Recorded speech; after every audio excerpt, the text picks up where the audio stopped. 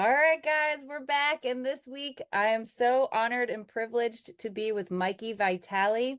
He is with an organization called One in Six, and we're just going to go ahead and dive in and let him tell us what that's all about. Thank you very much, Alicia. I appreciate that. The 1 in 6 number is a statistic for the amount of men who would have been raped in their life. So I am one of those six. And when you look at how many men make up a statistic, it would have been a whole lot higher if the men who have been raped, if they didn't die based on the rape, or if they didn't commit suicide and they step forward, um, or just in a regular scenario, if the man is still able to, they might not have come forward based on their situation. So it would be a whole lot higher. And, people have, men and women have a hard time conceiving how can a man get raped? Yeah. And it's unfortunate because those are the reasons why you don't hear higher statistics or you don't hear about it, even on the news. Right. If a man was walking down the street and somebody jumped out and, you know, knocked him out or grabbed him, if there was a group of guys, they don't usually come forward, or if they do, the police might not even bring the situation to life, Yeah. or they might not even dignify it, is a nice way to put it.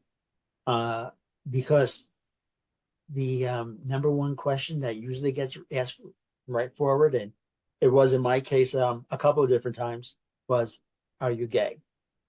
And for myself, no, I'm not gay. If any man is gay, that's their choice. But neither, if you're gay or not, and you get raped, it's still a rape. Yeah. And the problem that people also have is that when you ask, or when you say that, yes, I was raped, the sad thing that will come to mind is, were you asking for it? Were you Mm, did you put yourself in that situation? yeah. So that's a little bit of background on um, statistics, how they work. And I always say to guys, listen, there's so many organizations, so many different places that will offer help, because what happens is that trauma is always there. Oh, yeah. For myself, I suffer from flashbacks, as well as nightmares. Um, and it's a PTSD, because sometimes when I look at something, or I'll hear a certain sound, right away my flashbacks will start, and it's pretty horrible. Oh, I tell people there's no way you can go through something like that and not have PTSD. Like, I'm sorry. I just don't believe it's possible. Maybe there's an anomaly out there, but I just don't feel like that's possible. That because that's one of the, I guess you could say, crimes or offenses that it's just the most vulnerable, I feel like. And Right. speaking of vulnerable, when you were talking about the 1 in 6, men in general don't talk about anything serious or vulnerable. So, Correct. and I tell my clients this all the time. There was a moment for me when I was living with my first boyfriend. Well, I guess the first boyfriend I lived with, I should say. And he had his friends over, and I was, nearby listening to their conversation. And for probably an hour, I just sat back and listened. And I was like, these guys have not talked about anything of consequence. Like, not a single thing has been serious or about their lives or anything. And I was like, I asked him later, like, is this how guys always are? And he was like, oh, yeah, this is how we always hang out. And I'm like, you didn't talk about anything. Right. And that's it's true. I mean, when you if you go to the gym, and this has happened to me, working out, and there's, other guys and they're working out, but they're as a group of guys. It's like, I don't want to say it's a dumb conversations that they're having, but it's like all like, hey, dude, what are you doing, dude? Okay, I'm lifting. All right. And there's nothing of significance. Yeah. So, yeah. And so when you come down to it, um, unfortunately, there is a lot of men who are able to block it out and don't even admit to themselves, I have been raped. What do I, Yeah. and that's sad. Um, I want to say but I do get it. I do understand because I was silent for many years. Um, it's difficult. It's difficult to have someone, agree and say, "Wow, you really have been," and it's more of no, there's no way, Yeah. where you still can't conceive it. And so it took me quite a bit of time. And it's not easy uh, to admit it, to come forward. And, when there's details, that was the hardest thing because in my case, um, yes, it went from childhood to adolescence to even being, you know, a man. That's There was another different thing scenarios. I tell people. I've never worked with somebody who only has one sexual trauma. Okay. If there's one, there's almost always a second or third or continuing on, So, but let's, if you don't mind, dive into what exactly did happen. I know I heard your story. Well, I should say I read your story on Instagram Right. through Anxious Superheroes, and Hmm. I was blown away at the vulnerability and by the intensity of what you went through. And so I have a lot of questions about how the heck you got through all of that. But Sure. first, let's start at the beginning, if you will. Sure. It started off from me being very young, at the age of 5. Wow. Um, at the age of 5, it was a group of doctors that were very well known. My family um, saw them in their practice.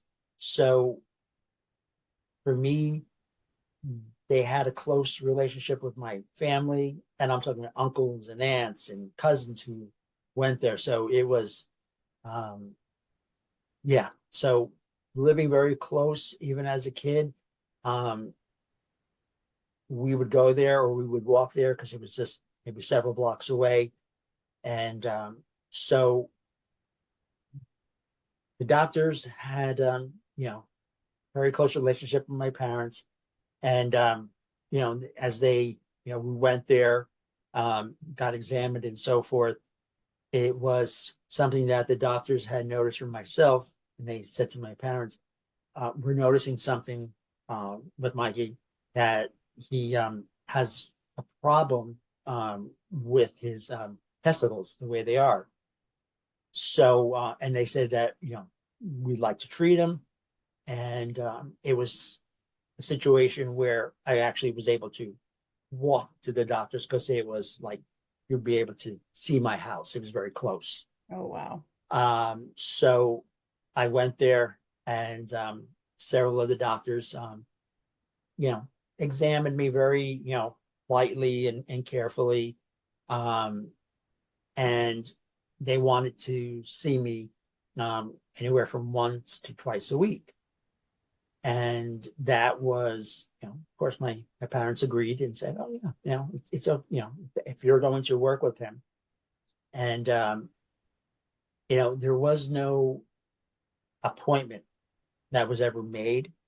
It was just, coming down. It was after hours, Mm. and they would let me in, and it went from a very light exam, and them kind of speaking to me because I was a kid, a young kid, 5 years old. Um, and as time started to go on, um, the two different doctors, and it was a practice of 5, but the two different doctors would talk to me and they would try to assure me that anything that was going wrong with my testicles, they would make sure everything was okay. So it kind of went into starting to cuddle me. They were showing that, okay, well, you're going to be okay. And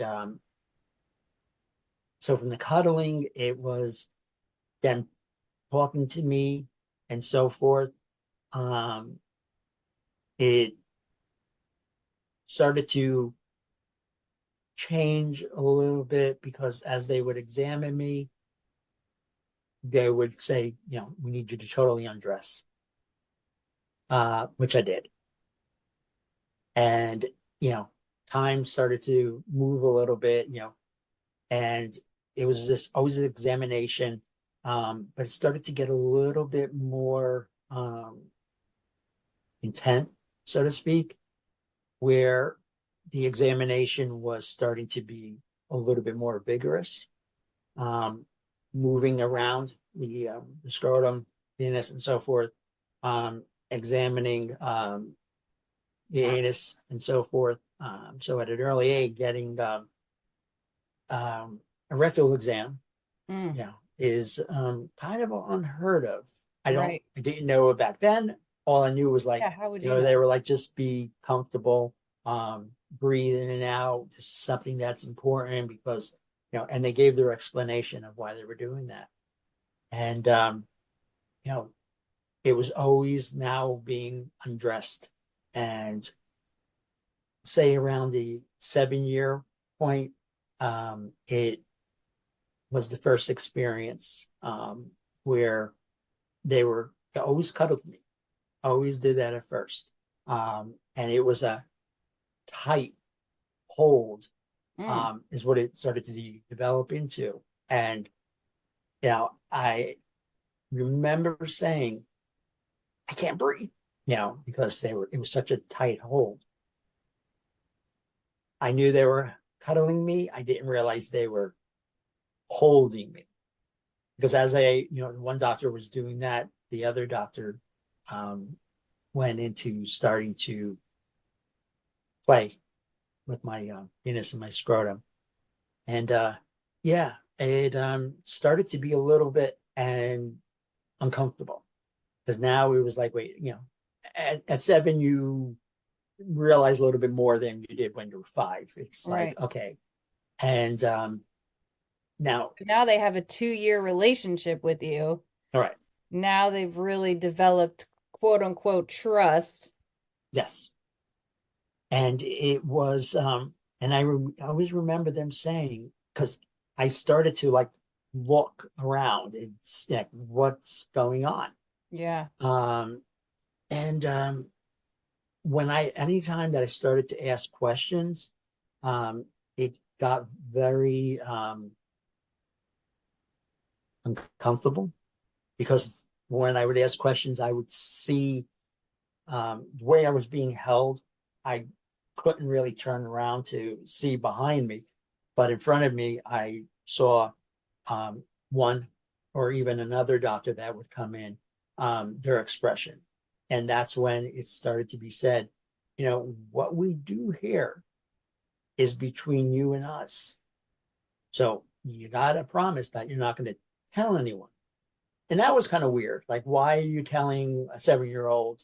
And then even, when I went, I turned 8, um, it got even more questionable. And so they started to get a little bit more stern and say to me, um, if you ever thought about telling anyone about your examinations, quote unquote, they'd never believe you. Yeah. We're very strong in the community. They'll So how never. many were there? Um, as it started to progress more, there was 5. Wow. So, and Wow. the main doctor um started to introduce them into the room. I knew their different offices, but I never really saw them, and I never really like, okay, this is Dr. So and so. Um, And yeah, I'll never forget one of the strongest times. Now, this particular situation went from being age 5 to 17. Oh, wow. Yeah. It was a bond. And as I started to look back at the situation from over the years, of course, when you start to progress, now you know what's going on. But Right. back then, 8 years old, 9 years old, 10 years old, all five doctors came in at the same time. I've had people that I've worked with that, it was a politician, and so people were like, they would say the same thing, like nobody's going to believe you, like everybody in the community knows me. It's your word against mine. Or there was another one too that was a person that was in a position of power, but to have five people all in agreement that this is something we're going to do, that gives you like alibi after alibi after alibi, and so then Yes, what, you're really in a losing position here. correct. And by the from the age of 5 to the age of 10, there was manipulation, but it was, we're examining you. Yeah. Um, Now by the Perfect age of, platform, by the way. let's say that again, I'm sorry. I said that's a perfect platform, by the way, for something like this. Yes. And when when I was in that situation, it went from, oh, thank you, doctors, kind of thing. And I remember my parents, because there was no billing going on. There was Mm. no appointments. It was just like when we close, he could come down. It'd be easier that way. So this way we don't have to bill your insurance, and we don't have to stick by a time frame. So, there's a big difference between being 5 years old and 10 years old, because now you're starting to, and myself, um, at the age of 10, all five came into the room, and that cuddle went to a full blown tying me down. Stronghold. Yeah. Yeah.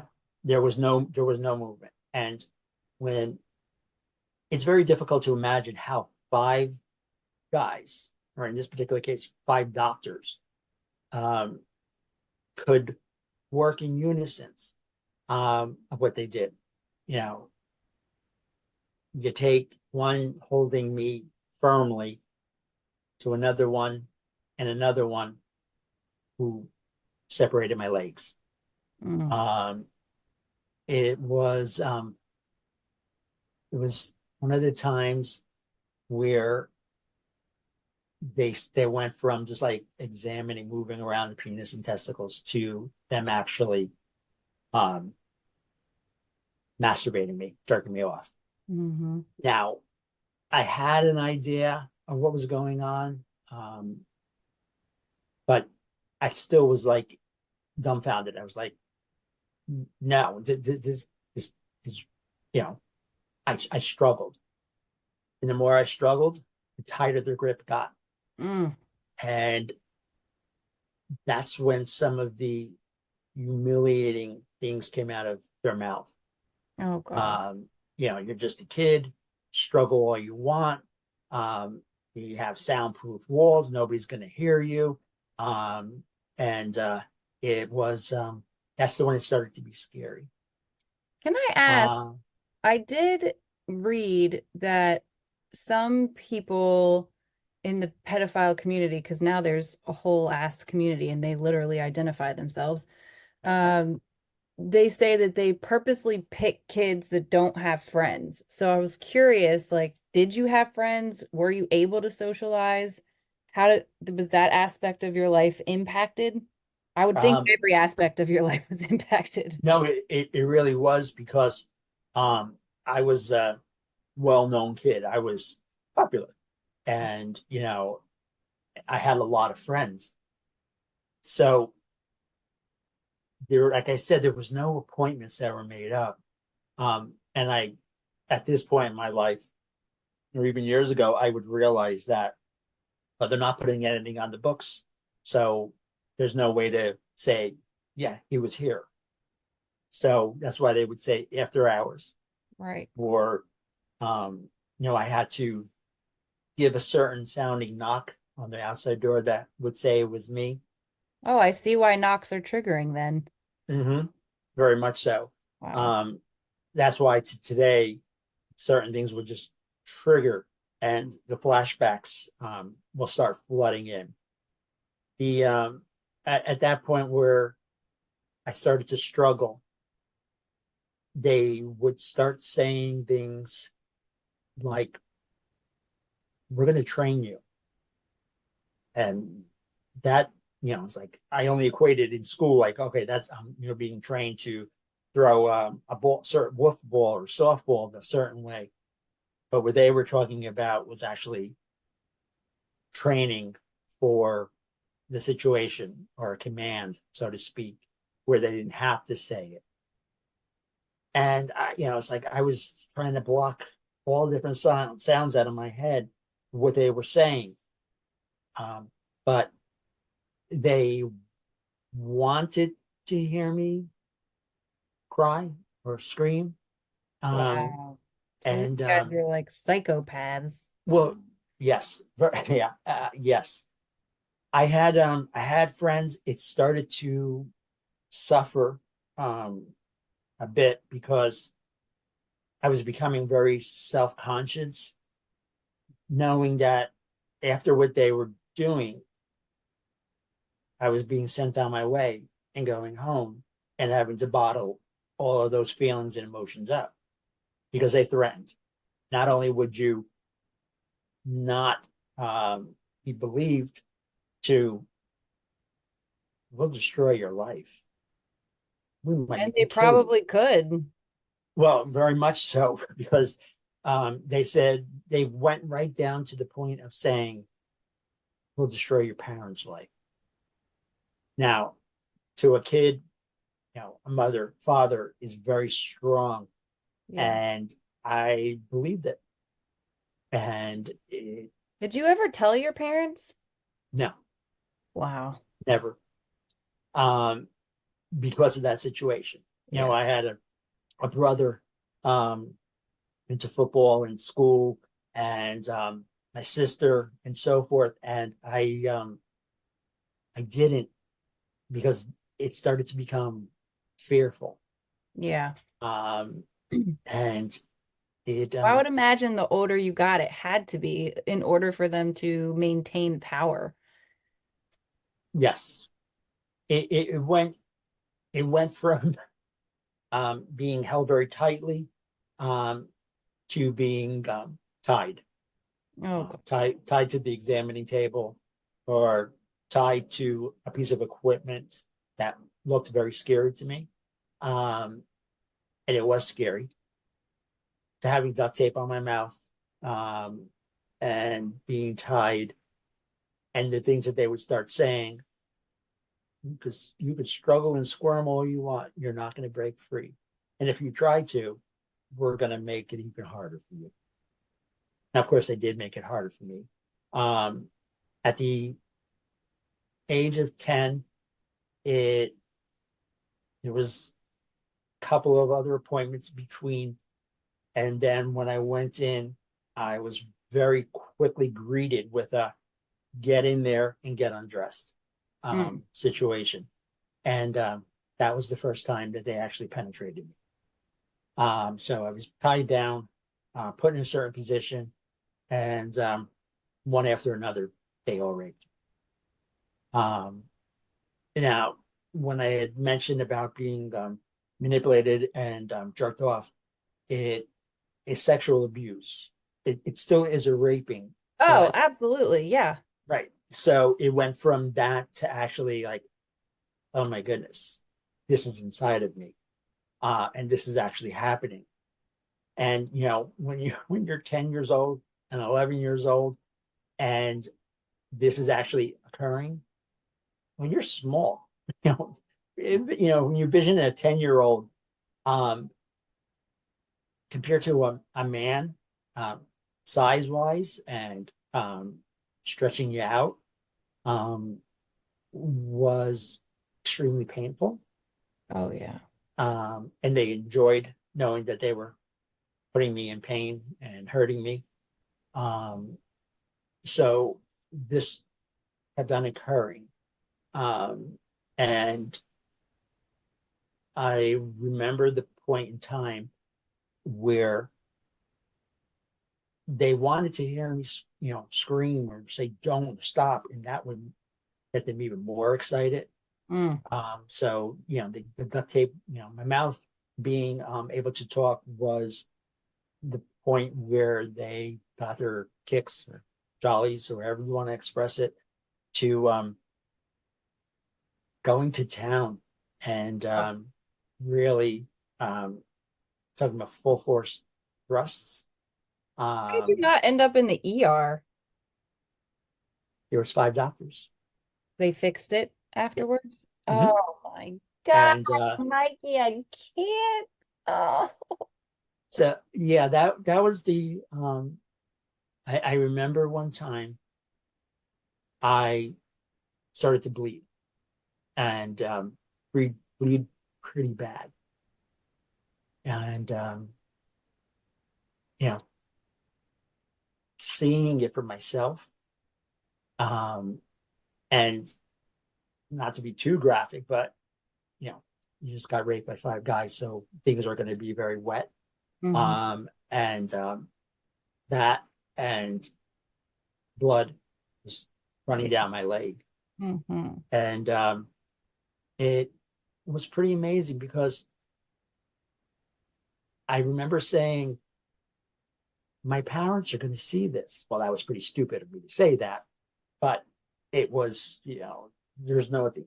Me, that was like, okay, this is my time to be able to. And as soon as I said that, there was one of the doctors with washcloths, and the other one had the sutures, the yeah, the needle all ready to Oh wow. sew up and clean up. Never touched my face, never any slaps or anything like that because that would leave marks. It was all basically focused down there and my mid chest, and you wouldn't know anything occurred afterwards because 5 doctors worked pretty thorough, Yeah. um, and took care of the situation. So as I started to get older, I basically was trained without realizing I was trained because there was no question. I would just walk straight down there. And you might, people might be thinking, well, why did you keep going? Well, because I was being trained. Yeah. And when you think about your parents' life or your family's lives being destroyed, it was had such an impact on me. So I just kept There's following their law, their rules. a lot of psychology was born out of the military, and the military's purpose in studying and wanting to know was how do we create soldiers who will just listen on command? And basically, the long and short answer is abuse. You Right. you humiliate and tear down, and then you build back up. And when Right. you build them back up, you train them, which is exactly what you're describing, to Yes. listen on command. And for the most part, it works. I mean, there's always outliers, as we know, but for the most part, that works. And that is something that has been studied and proven. And even in parenting, the authoritarian, fear-based parenting works. Right. Is It, it going to create the healthiest children? No. But will it create a child that will listen? Yes. exactly. So, you know, for myself, the different commands and training went from me just walking straight down there to me giving them the certain knock on the door, so they knew it was me, and them opening the door and me just starting to undress. So, not to fast forward too much here, but I am curious, how did it end with the doctors? Um, Going straight to the age of 17. Um, by this point, they started to introduce others besides the five, and it began being very abusive. Not just being abused the way I was abused, but now being even more abusive, where he let, and there were always doctors. Sad, but there were always doctors. Two more doctors, three more doctors, and now it went, from five to being eight, nine, and the struggling. Um, I wasn't being tied anymore. I was being tossed around.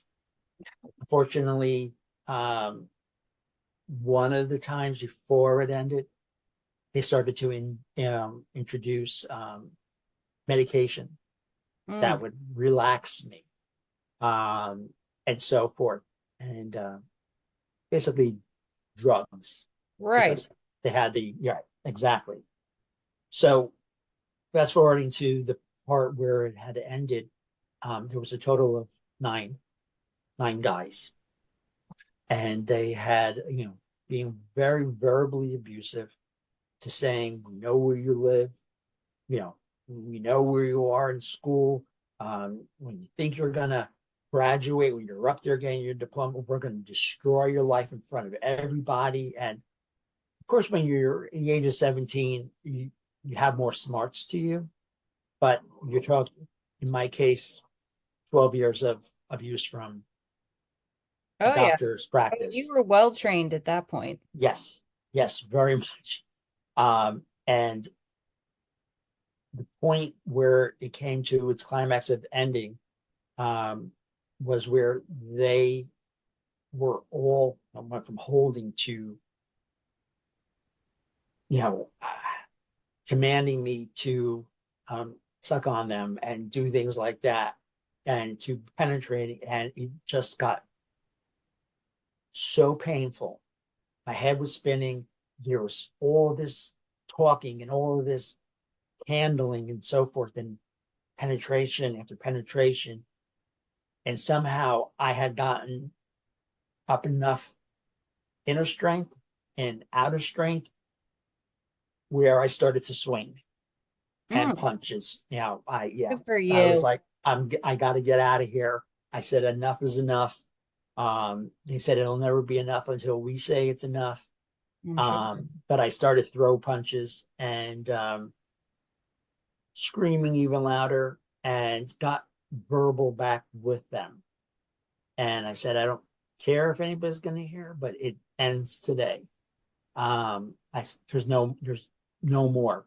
And, they kept on coming back and forth, but I was actually able to give a couple of bloody noses and lips bleeding and so forth, because it was beyond struggling. I got that force where, I was like, you see some people who might be able to lift up a truck or a car. It was the adrenaline. And I was able to break free of them, just grabbed my clothes.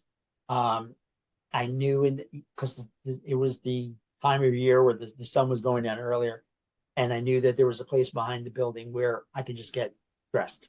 So I was able to get out of the building, and I heard a bunch of the guys laughing, a bunch of the guys, cursing, and got out of the building, got dressed, and went home.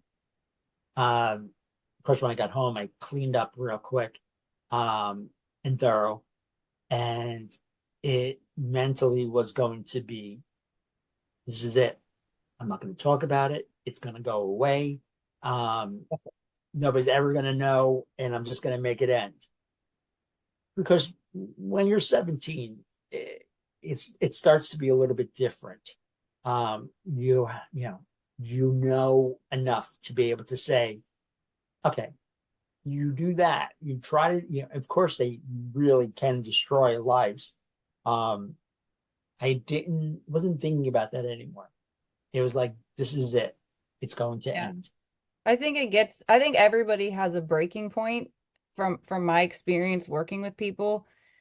And when people reach their breaking point, I mean, like you said, there's the adrenaline rush. You're capable of things that you wouldn't think you're capable of. You don't give a Right. crap anymore. Destroy my life, kill me if you need to, but I don't care.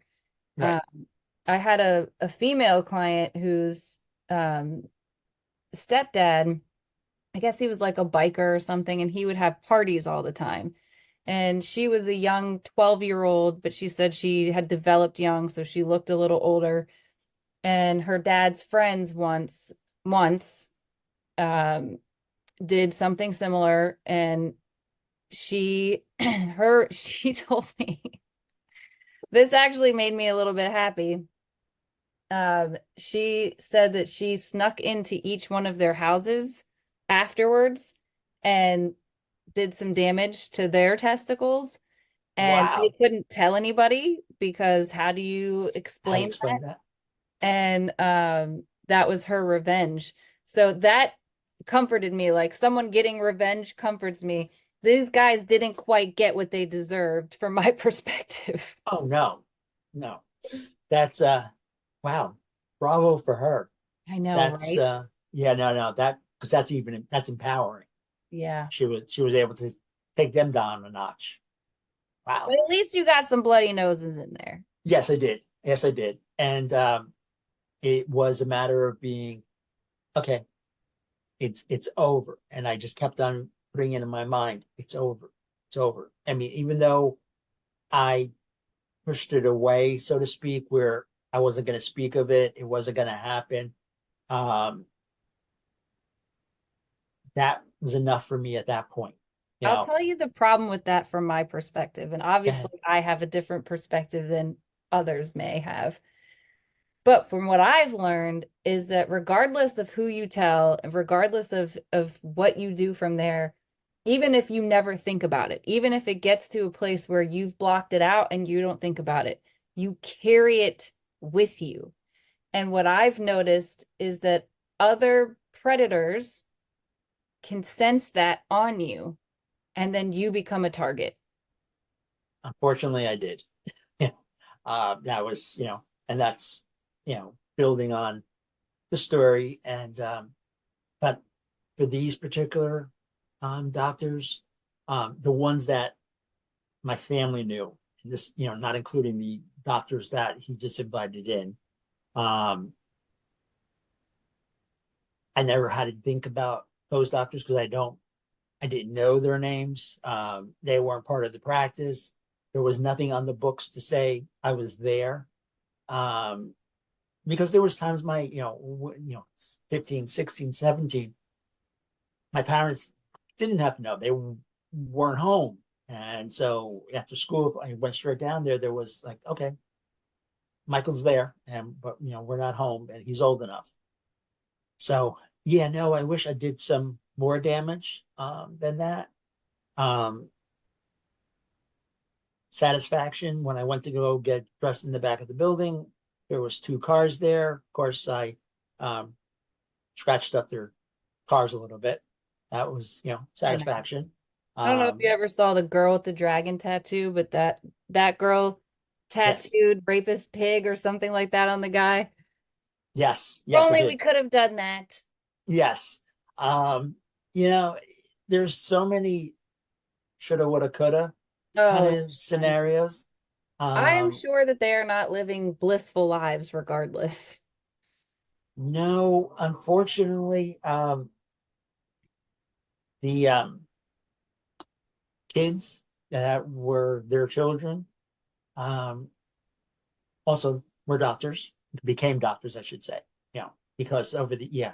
So their kids grew up, they became doctors, and whatever happened in their practice where they got closed down, where they had to stop practicing, lost their license and so forth. It I know of two of the doctors that were the kids what they had done wrong. Mm. And not to lose your license as a middle-aged doctor, that's your life. That's your It's so actually hard to do too. I mean, doctors are so protected. There had to be something pretty major to lose their license. yes, became privy to knowing what they had done, and you know, unfortunately, the main doctor is still alive. So I say unfortunately. Um, and I saw him not that long ago walking down the street. My initial reaction was like, okay, I had to throw up. I was Oh like, my God, this is yeah. this is bad. Yeah. So so I did, and unfortunately as well, those flashbacks, when they become nightmares, I still have the nightmares. Do you Uh, take anything to help you with that? I mean, I'm just well, curious. that's it. I have a psychiatrist and I have a therapist. Um, that's really important because when I really started to admit it is when I started to break down more Oh yeah. emotionally. Yeah. Um, Even though I knew in the back of my mind, but it was a few years back that it started to impact me. And yes, I do. There's a particular medication that's strictly for helping stop nightmares. Oh, Um, okay. yeah, Does it work? and not at first, but yes, it is helping quite a bit. Oh, okay. There's nothing to really stop the flashbacks, No. because it's during the day. I see something and it'll trigger me, and it's like, okay, instant flashback. Being a kid who's being held down, and so not for that, but there is other medications that I take, um, I because I know don't sleep well. I have nightmares too, and I assume that it's actually from my work mostly because it tends to kind of correlate with people's stories. I would imagine. But I found that CBD really helped me with my nightmares, and I don't know if you've ever tried anything like that, but I'm just throwing it out there. No, no, I haven't tried it.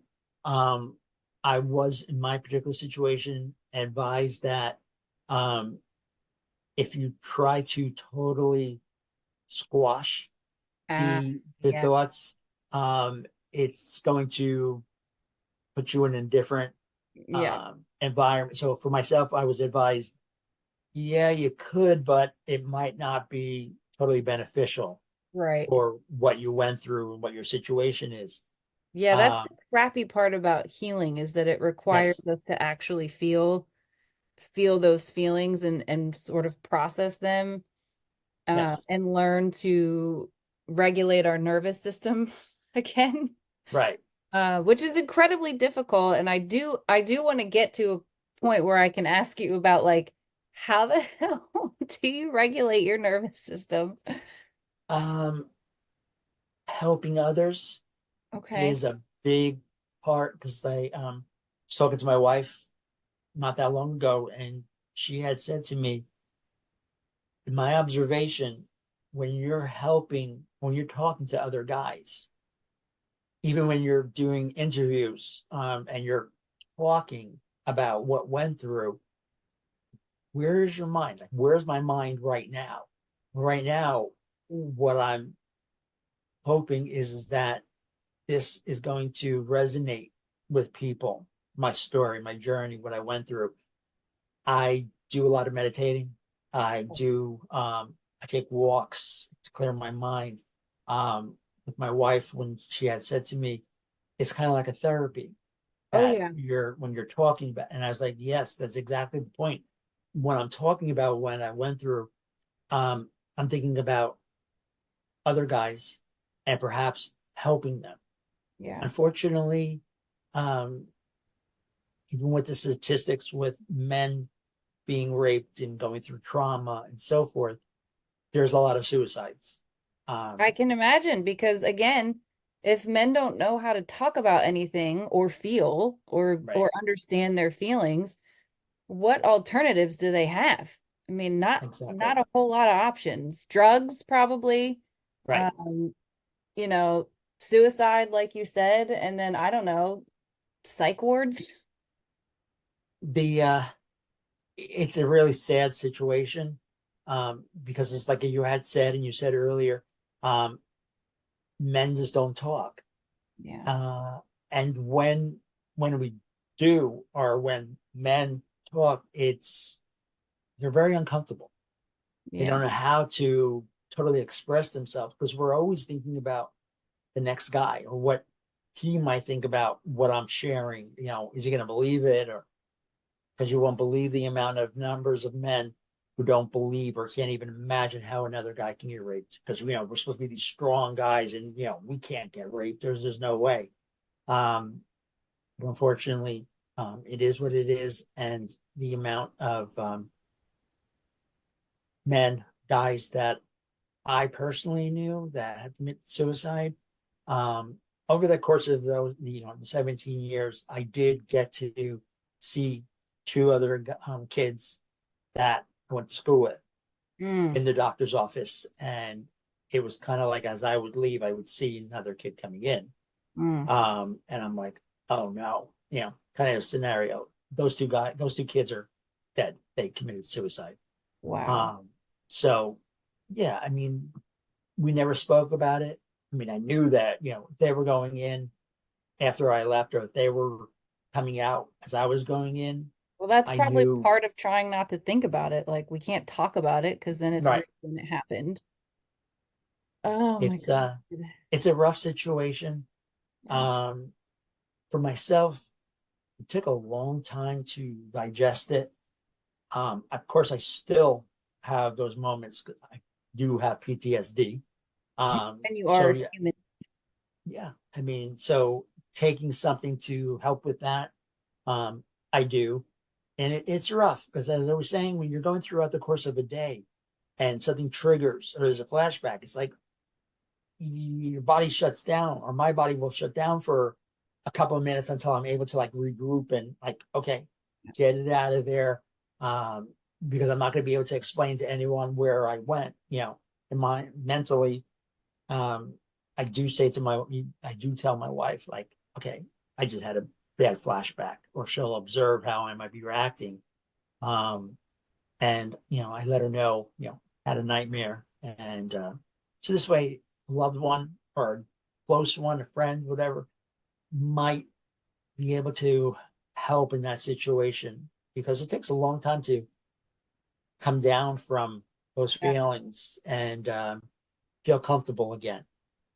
I went to a training in November and the one of the very first speaker that I heard worked in the Veterans Administration with veterans and trauma, and he was talking about complex PTSD, which is definitely what you have. There's no way around Yes. that. And he was saying that there's only three things that he knows of that completely helps rewire the brain. One was long-term mindfulness practices, which is what you're describing, doing meditation, the walks, all of that Yes. stuff. And then the other was neurofeedback, which surprised me because neurofeedback is not something that insurance covers. And Right. neurofeedback's been around for a long time, but it never seemed, from my perspective, to catch on to a place where insurance would cover it. So I was really shocked that we have research that shows that. And then the third one was psychedelics, which Right. is relatively new science. And I guess that was something that he had been studying. So he was kind of talking about his research with that. But long story short, when you're doing it the mindfulness way, that is a very long path because he said long-term mindfulness practice. All right. So the journey to recovery is definitely not going to be easy. No. And do we ever really get recovered Mm, in situations? Um, I, in my particular case, I've started to become more comfortable with this situation, knowing that um, I can I can handle getting through the flashbacks, getting through the nightmares. It's still there, and that's difficult. And it really does help when I am talking to other guys or when I'm doing an interview like we are right now. Speaking about it actually helps calm down the situation because it's like a form of therapy, Oh, I can so to speak. imagine. It's like the way that I would think about it is that for one, it's like giving you the opportunity to process it almost in a different way because I'm processing it for a purpose. You know what I mean? Right. Not Hmm. just because it popped up. Um, but then also, the more you talk about it, I would imagine it would lose some of its power every time. Right. You know, like it's like you're reclaiming your power in the situation. I'm using it the way I want to, Right. Exactly.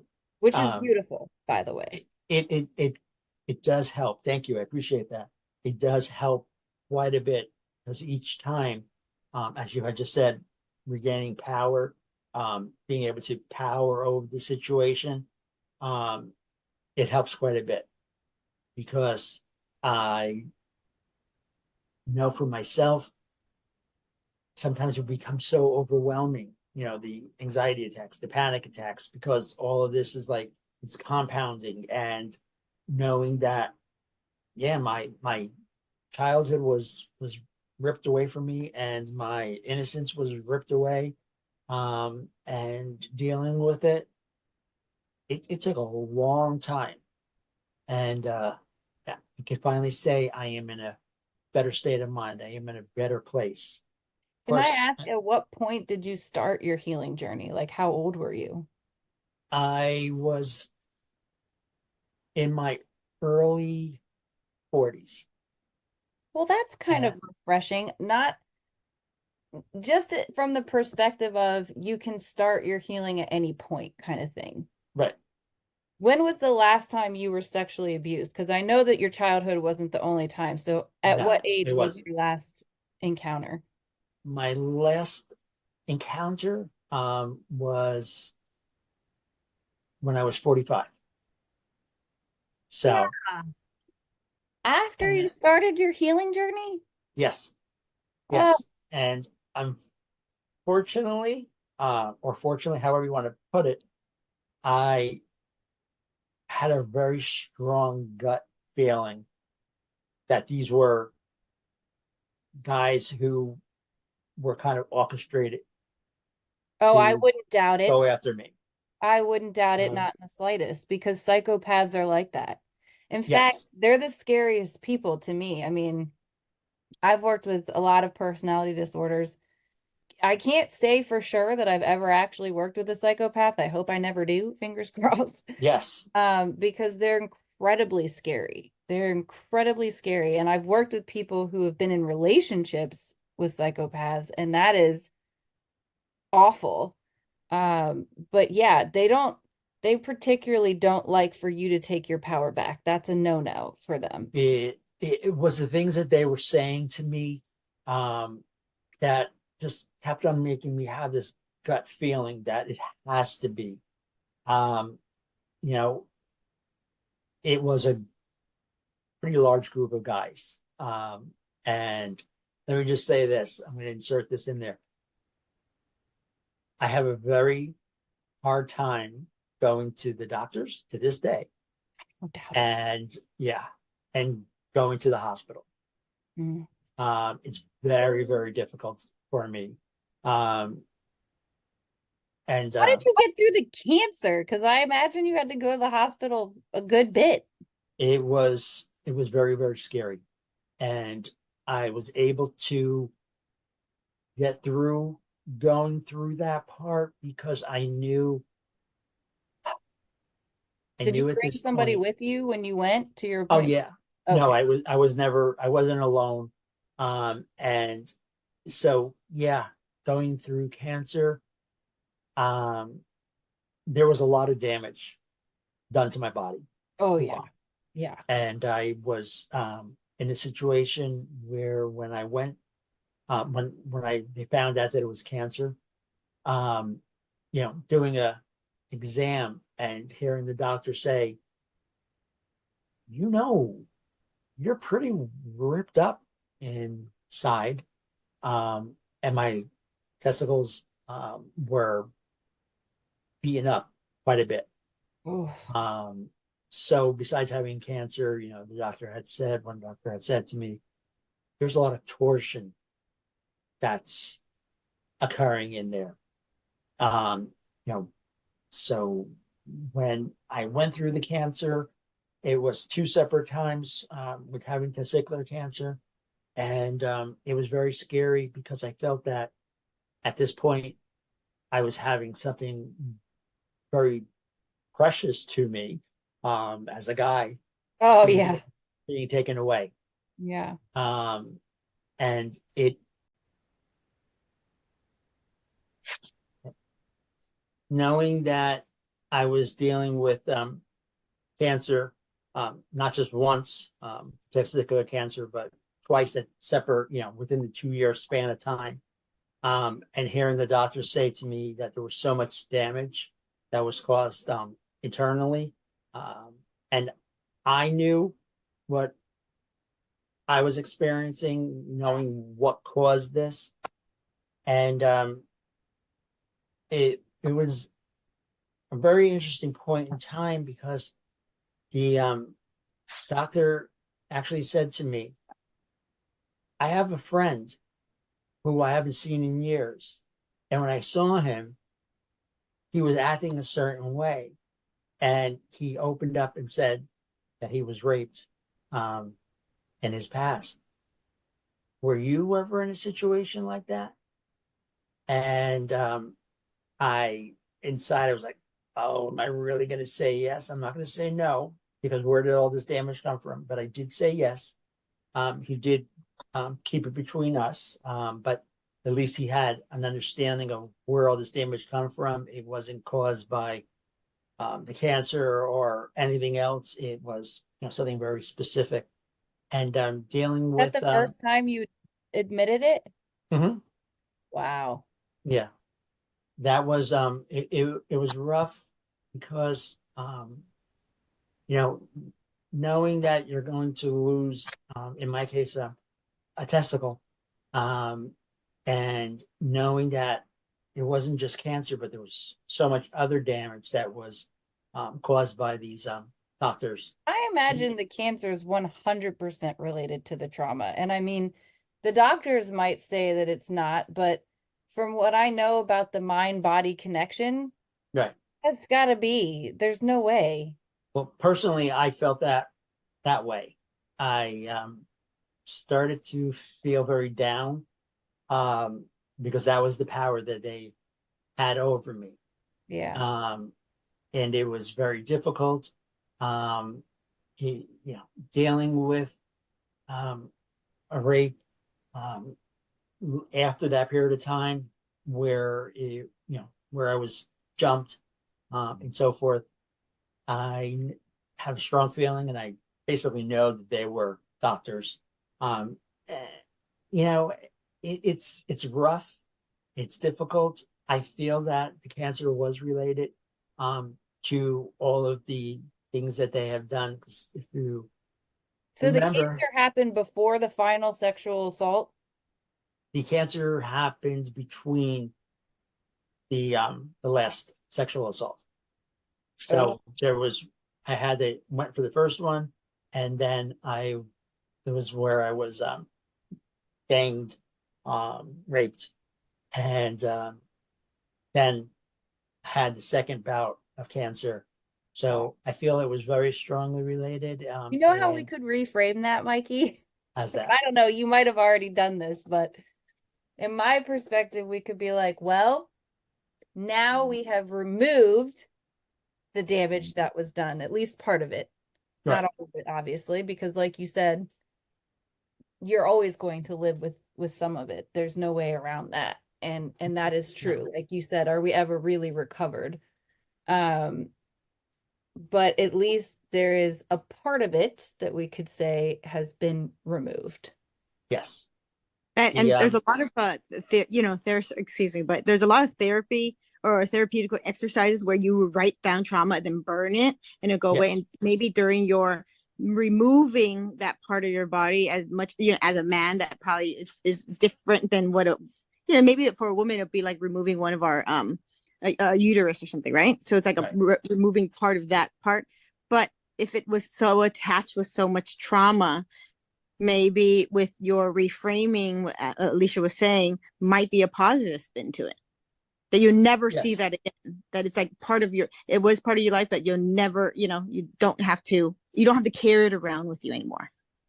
It did when I would meditate on different situations, because different points in time um change how what our perspective is. Yeah. And yeah, knowing that hearing the doctor say that there was so much damage, it was like a punch in the gut. And but then I was like, okay, he knows, because I just admitted it to him. Um, really good doctors, and I still kind of freeze up when I go to the doctors. That hasn't stopped. Um, but knowing that I'm with really good doctors, good hands, um, that this part of me was safe. Having them remove the different points, unfortunately being um, raped between the 2 points in time did occur. I The doctors had to. notice that? I'm sorry. Did the doctors notice that? Oh, that it wasn't there. Oh Well, that yeah, there was new because damage, I guess you could say. well, they were degrading. Just primarily that's how a rapist is going to talk. From my experience of hearing it for so many years, hearing what they had said, and of course they um, vocally threw things at me saying,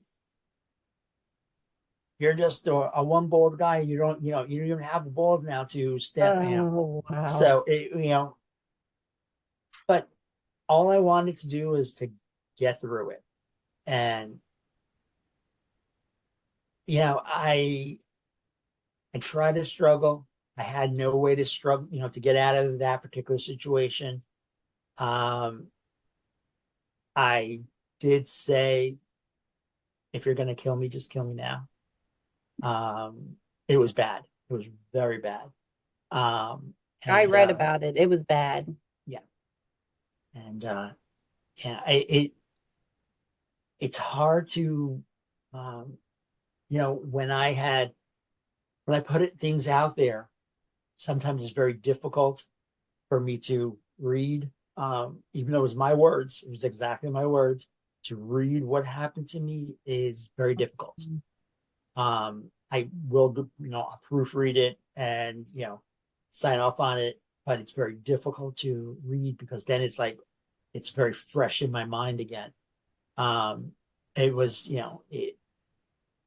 for, all rapes are bad, but in this particular situation, being ganged, um, Well, it and was I the whole. believe the gang size matters too, wasn't there? Like, didn't you say there was 100 or more? Yes, Yeah. yes. It was an open call scenario. Um, What when they had. concerns me in all of this is that there's groups of people out here that are just like, oh, this seems like a good idea for today. Yes. Like, It, it, wow, what? But And get away. I I'm don't sorry. doubt it because I've heard like people find each other. They just do. And Yeah. especially on the internet and the dark web and all of that stuff. Well, it was like I you had don't. said about pedophiles. You know, Hmm. The they're movement. even though they know how bad it is, they'll come in clusters.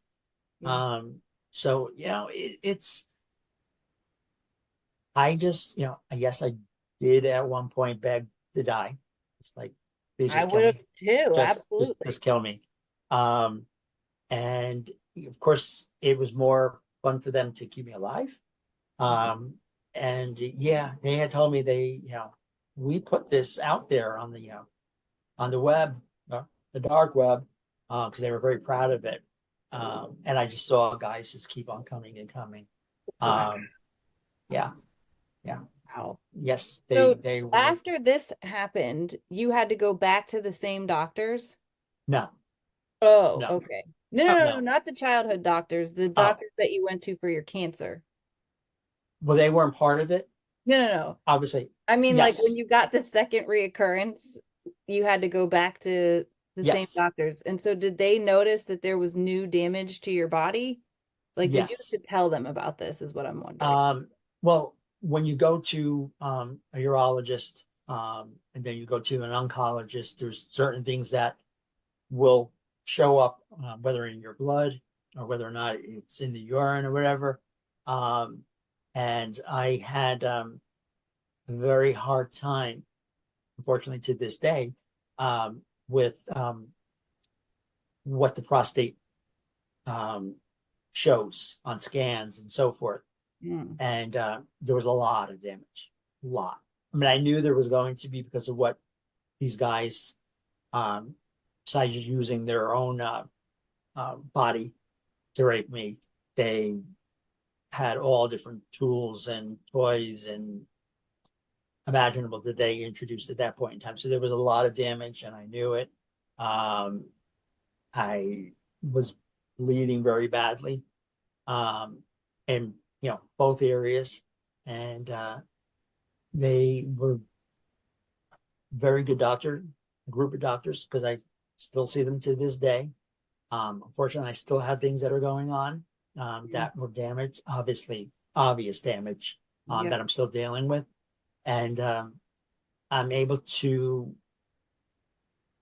quite honestly, last week, I went to the doctor and there's things that are wrong that I have to still fix, but it's through a different set of eyes, knowing like, okay, I don't feel like they're having power over me anymore. I'm in the position of taking care of myself, which is giving myself the power. I'm not burying my head in the sand. Okay, we're going to do this surgery. Okay, I'm good with it. It has to be done. If it doesn't get done, then I won't fail physically. So yeah, no, the damage is still there, and I'm still dealing with it. I do have good doctors, and that How do helps you quite a bit. how do you ever feel safe? I don't. Oh, okay. Guess there's the answer. Yeah, I know I said that very quickly. I don't, and let me say, I don't, especially when it comes to walking in a certain area after dark. That fear is always there. Of course, when I'm with my wife or when I'm with other people, my children or whatever, that fear is a little bit there, but I'm able to now be, I'm strong when I'm taking care of my family. Mm. And yeah, I can take care of myself. Um, but triggers cause fear, and it is there. Um, I wish there was a way that I could stop certain ones because it could be things that I enjoy doing. And I am a photographer. I enjoy taking pictures. Well, the good majority of my youth and manhood, of course, there was tons of pictures that were taken um, Mm. with the gang scenario and videos and all that kind of stuff. And uh, it's where I go to take out all my, photography equipment and so forth. And it's like, whoa, and there goes the triggers. Things that would be things that were said, things that were done. Um, but I'm able to slowly put it away, but I'm able to put it away. And with therapy and talking, it does help because it's a healing process. So when you And share your story like you did today with us, um, do you worry about afterwards, like what if these people find me or what if they try to retaliate again? Or do you feel like you figured out how to navigate that? um, yeah, I have figured out how to, navigate through the waters, so to speak. Um, and it is rough at times, but this is my voice. This is me having power over the situation. So I don't put the light that they would want on it anymore. I kind of have absorbed it, and Don't really worry about, okay. Unfortunately, there are a lot of people, including myself, when you had been raped at one point in time, there could be years of that abuse, and then there could be multiple times where yeah, I've gotten raped over the course of time. So I've learned to kind of like, okay, suppress it, feel good, breathing exercises, meditation, walking, and medication. Mhm. That does help with it. Um, And you know, repeating the story, does it make you feel better, a little bit better, or a little bit less triggered every time uh, you say it, because you become, is it not numb to it, but you are taking over the narrative? exactly. I am taking over the narrative, and it's a point where before I talk about it, before I do an interview and so forth, I actually have to put myself in the right frame of mind, do some breathing exercises because, it's not easy, but it helps so much to know that who's ever listening, it will make a little bit of a difference in their life. Yeah. Of course, there are some that are, like still won't believe it. Can't you even imagine a guy being raped or multiple times being raped and that's a stigma. And I kind of think about like, if you can't imagine it, then that's a good thing. You are very lucky that you right, can't imagine it. But then in that case, all you have to do is listen and understand that someone else has had a different experience. That's the way that I view it. And obviously, I do understand that my perspective is different than a lot of people, but that's something that irritates me about the population in general is that if people can't imagine it, then it's just wrong or not right or whatever. And that's just not the way it goes. Like, just because you don't think that racism still exists or you haven't seen it or noticed it or whatever doesn't mean it's not a thing.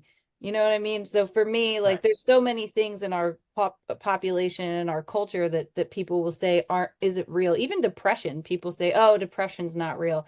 Hey, if you can't imagine it, good. You're lucky. You're lucky right, that you can't imagine it. So then all we're asking you to do is hear our perspective of what it's like for a person who has been depressed or has experienced racism or has experienced sexual assault.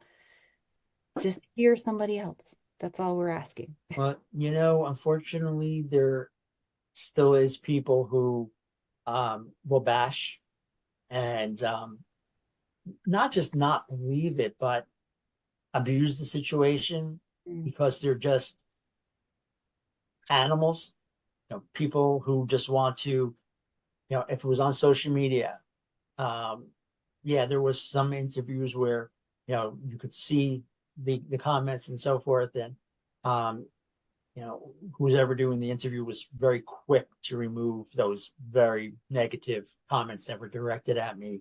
Wow. Um, because there's people just don't understand it. They don't want to understand it. Um, but like you were saying, just be cool about it. You can't imagine it. You said all the better. When I phrase it, I usually will say things that you can imagine and things that you can't imagine took place. Mm. Because not that I want people to go down this dark road of saying, well, there are things that are just so bad that, yeah, would make your head spin. And you would never even imagine it.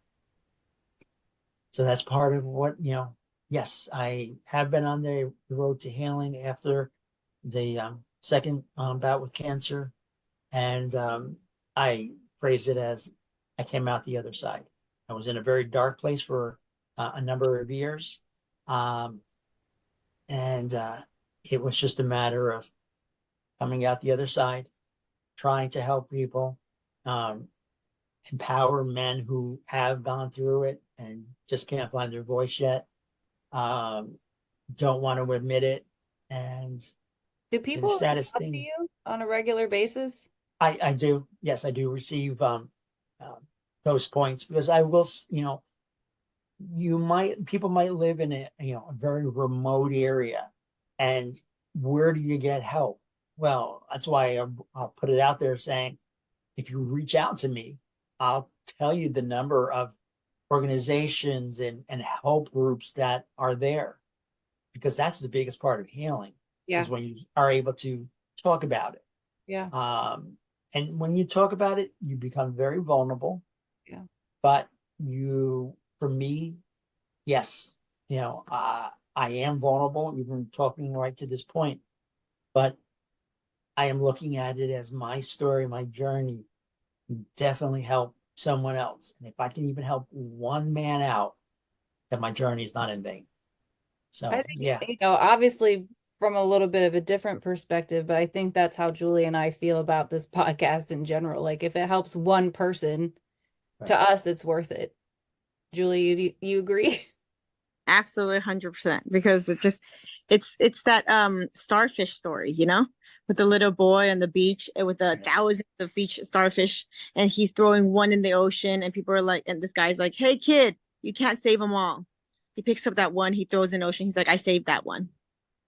Yeah. And it's That's like, it. well, if you were able to save that one through your story, because I've also was a victim of sexual assault as well, and as an adult and as a child, and as in the beginning, that how you said it, the first person you said it to was your doctor, that Right. you said, he asked and you said yes, and then you went, "How do you know? How do you know? Oh my God!" And then it was those feelings of, I don't, to me personally, for me, it was like, do you judge me now? Am I not a good person anymore? Am I not the person that you thought I was? Am I less than a person? Am I used damaged goods? I remember, like, if I admit to someone, then I'm not normal, Mm. and I'm never going to be accepted. I'm damaged goods. I'm a secondary citizen. That's what I felt like. Those were the voices I had. But I agree with you in the other section. When I was seeking help, or when as I started sharing my story more, there was a lot of support for women victims. And I think it's harder for males to come out and admit it, Yeah. because most of the time the reaction is, didn't you want it anyway? Guys are so horny, they want it. There you go. Like, there isn't a, "I'm so sorry, come here. Let me help. Come join this group. Here's a bunch of groups to share this or whatever." But there is that for women, and they don't have that for men. They're few and far between. I've done a lot of research. I called a number of places um, to find out what their helping process was about. So whenever I find someone or find a group that's very helpful and they are real, um, I will, share those, because then I could say, yes, it's not just someplace where you're going to be badgered or you're going to hear things that you don't want to hear. It's just Yeah. as you said, Julie, were you asking for it? Was it something that, Yeah. it's like why I said to Alicia in the beginning.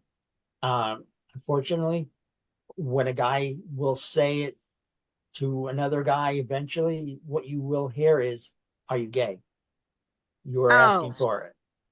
And I'm not, but yes, guys that are. But no matter if you are or not, to right. hear that is degrading. It's pulling you down. It's kind of like society saying, "I don't believe it. Mm-hmm. You were asking for it." Who's ever asking for it? Exactly. Unless That's it just was something that abusers tell themselves, that victims are asking for it, or shall I say survivors are asking for it. right. It's just a justification for themselves. And then they say that, they spread that idea, and then people who don't have any idea and can't imagine are like, well, it's too uncomfortable for me to admit that this is a thing that happened. So I think I'd rather go with this story of like, you must have been asking for it. Right. Growing up in that situation of constantly, for 12 years being raped as a kid, it hearing them say, "You will never forget what we're doing. You will never forget what we're saying to you for your entire life. We will have a hold on you." So, yeah, for the longest time, knowing, it's like, yeah, I still feel it today. I Yeah. have flashbacks or nightmares. So they do, but I always try to take my power and take it away from that situation. and reflect on what I'm doing to help Yeah. others. And Really, take care of yourself. yes, That's very much so. empowering as well. Well, you have to, as men, our health, mental health and physical health is very important. Sometimes, well, we do know that our mental health contributes to our physical health. It goes hand in hand. Yeah. So yeah, that's something that I've empowered myself with and have taken as much power away from them as possible. Yeah. At this point in my life, of course, my wife knows about it. This is my second wife, so she was in the midst of it. So, I told her, I told my brother, and of course, others that I grew up with. Um, it's a world where things people observe and they can say something isn't right. The way you're speaking, something had to happen in your life, and it's people are very intuitive rather, and yeah.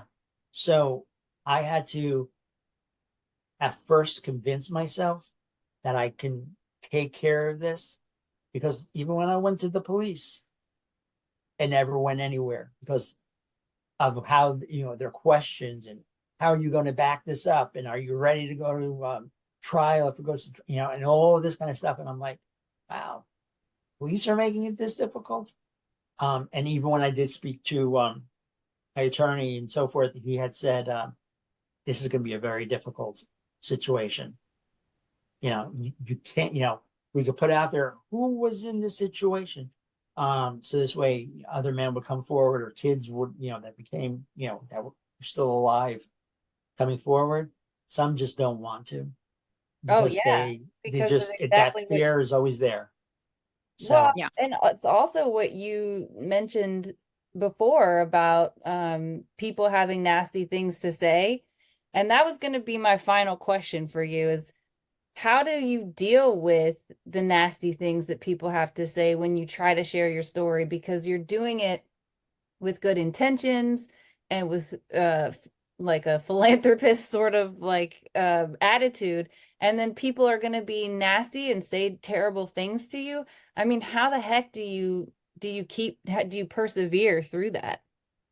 I look at it this way. I know what I've gone through in my life.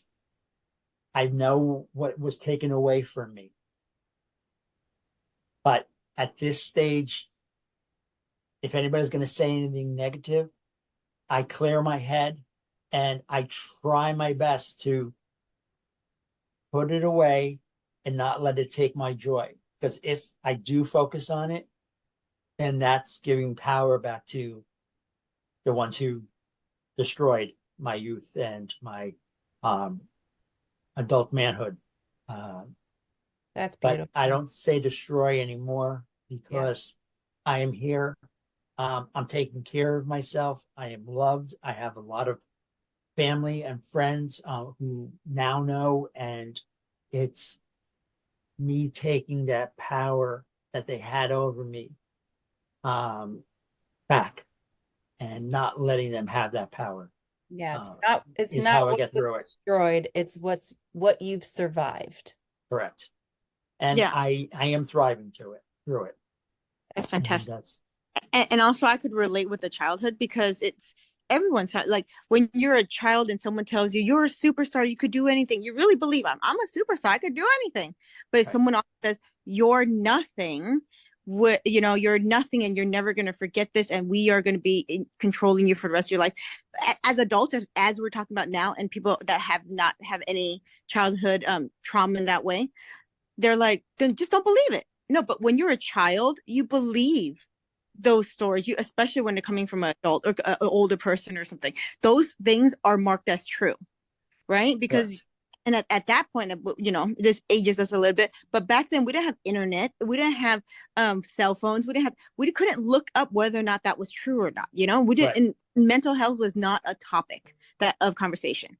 So it was just like what the adult told you was truth, period. So if adult told you, because in my situation, it was a person that I looked up to, and that person was like, you're nothing without me, or like you're worse than the dirt that I step on, or you're worse than a piece of shit, whatever. And I just believed that. I went, Yes. I am worse than what, and you just take it as truth. So when he tells you, when they told you at the time at your age, oh, we have power over you, it Right. sounds ridiculous as adults, but as children, they go, No. oh my God, they have power over me. And then you just believe it for 12 years. Right. So that's a root of truth for 12 years. So as adult now, you need to go back to those 12 years, go down to your inner child and say that wasn't true. But imagine undoing 12 years of believing of something. It's Right. really hard. So I think, and as much as you could say that, or that people say they're trying to get over this and like, wow, that's a lot of work. No, but it's a lot of work that you've done for you to even talk to this in public and in the Yes. detail that you're able to talk about is incredible. I don't think people understand how strong, how crazy that is. It's crazy strong of you to do that. Thank you. I appreciate that. And I'm going to keep on going. I enjoy helping others, and I actually have come to the point where I enjoy putting my voice out there. Yeah. It's yeah. So it's a big healing process. And knowing that I can say, they don't have power. Because, a quick thing might come to my mind. And I'm like, they don't have power. It's mine. I own my power. So, yes, I have been thriving through this. I appreciate and thank you both for allowing me to put my voice out there more. And It's an honor and a privilege for us, for sure. thank you. I Absolutely. appreciate it. I hope you come back in 6 months from now and I want to check in to see how, the book's going and how your life is going, how you're thriving, how many podcast interviews you've done since then. Okay. That's it. That sounds like a plan. All Thank right, you both awesome. very much. Thank you so much, Mikey, and we'll talk soon. Okay. Bye-bye now. Bye.